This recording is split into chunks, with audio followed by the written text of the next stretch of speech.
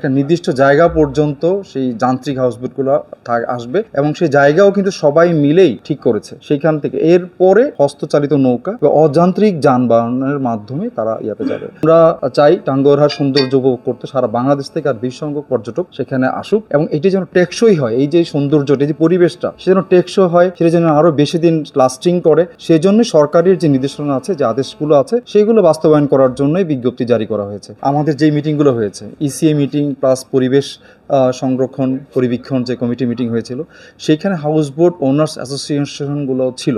সুতরাং তারাও চেয়েছিল, তারাও জানে যে একটা নির্দিষ্ট জায়গা পর্যন্ত সেই যান্ত্রিক হাউসবোটগুলো আসবে এবং সেই জায়গাও কিন্তু সবাই মিলেই ঠিক করেছে।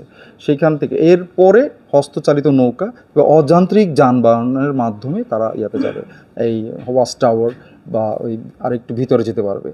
আর যেটাই বলা হয়েছে বেসিক্যালি আমাদের এখানে কোনোভাবেই সেটি হাউসবোট নিষিদ্ধ এই জাতীয় বিষয় না। অনলি ইসিএ ভুক্ত, যেটা ইসিএ ইকোলজিক্যালি ক্রিটিক্যাল এরিয়া যে ভুক্ত এলাকাটা, শুধু সেইখানেই শুধু যান্ত্রিক বাহন, সেটা হাউসবোটই হোক বা অন্য যে কোনো ধরনের বাহন হোক, যান্ত্রিক হলেই সেটা যেতে পারবে না। সেটা ছোট একটা জোন, কিন্তু পুরো বিশাল যে হাওর, সেই হাওর তো থাকবেই।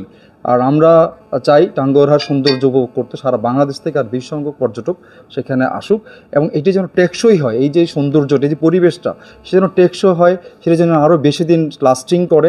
সেই জন্য সরকারের যে নির্দেশনা আছে, যে আদেশগুলো আছে, সেইগুলো বাস্তবায়ন করার জন্যই বিজ্ঞপ্তি জারি করা হয়েছে। এখানে হাউসবোট ওনার্স অ্যাসোসিয়েশন সবাই বিষয়টা খুব ভালো করে জানেন।